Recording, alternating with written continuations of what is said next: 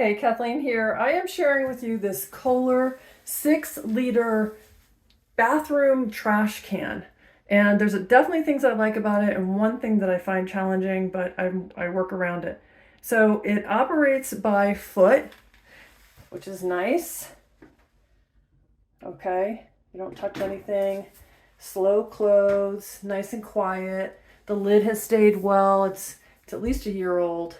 And the only challenge I have is, so here's my container that goes with it, right? That's the container that came with it.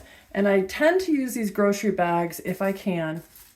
So what happens is I put this in and knotted it. Oh, and it just, it's so tight. It's so tight in here that there's it's really hard to get this plastic bag to kind of not bunch up.